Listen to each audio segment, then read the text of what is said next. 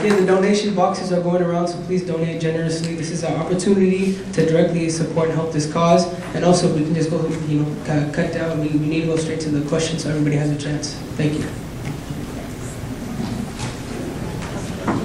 Here's $2 for the cause.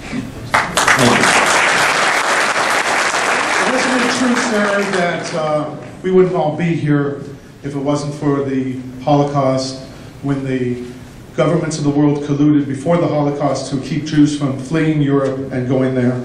Isn't it true, sir, that if you yourself did not descend from a race of men from the Roman Empire to the British Empire, who went around the world slaughtering Jews and Gentiles all over, the Arabs, Muslims, all over the world throughout the entire history of the world, we wouldn't be here if that wasn't the truth. And we also wouldn't be here if the Romans hadn't destroyed Jerusalem, renamed it Capitolina, and then sowed it with salt so it would never grow again, and renamed the whole country from Judea into Palestinia in their jargon. It's a Roman word. And then today, if that hadn't happened, sir, we would be pitting the Jews against the Judean Arabs for the liberation of Judea.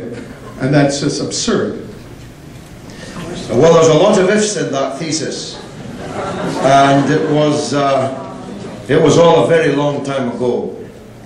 But I began, I think, early in my address by talking about the original sin committed by the British in their empire heyday, the crime committed by Balfour. I hate empire. I hate all empires, whether it's the Roman Empire, the British Empire, the American Empire. I hate all empires because the purpose of empires is to steal other people's things.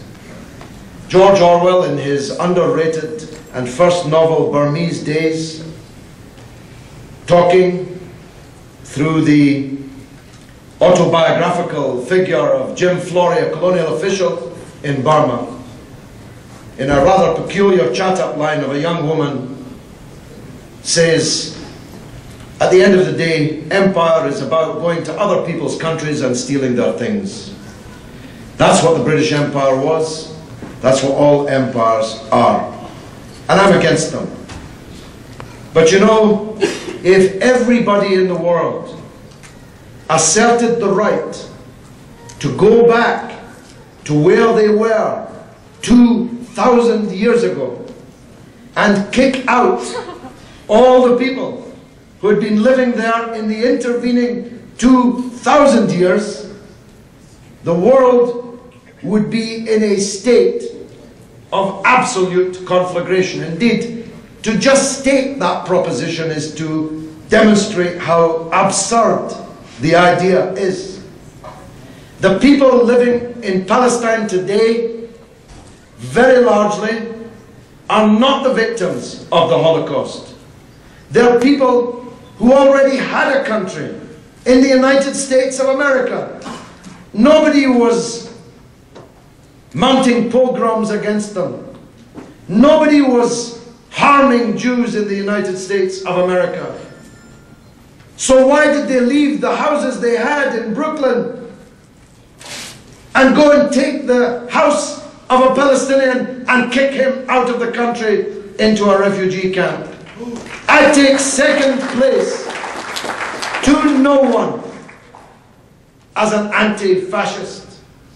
If I had been alive in the Second World War, I would have been the first in line to be in the armed forces fighting against it. Indeed, if I'd been alive, I would have been demanding a war against fascism in Spain in 1936, never mind 1939. Hitler and Mussolini and European fascism should have been defeated before the Holocaust even started.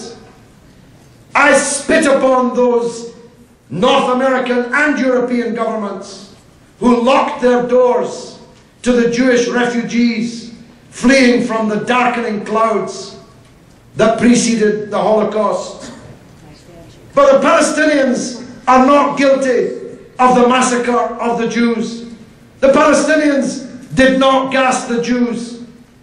Dachau and Buchenwald and Belsen were not Palestinian camps. These were fascist camps, death camps, erected by European Christian countries, European Christian movements. Why are you making the Palestinian people pay in 2009 for what European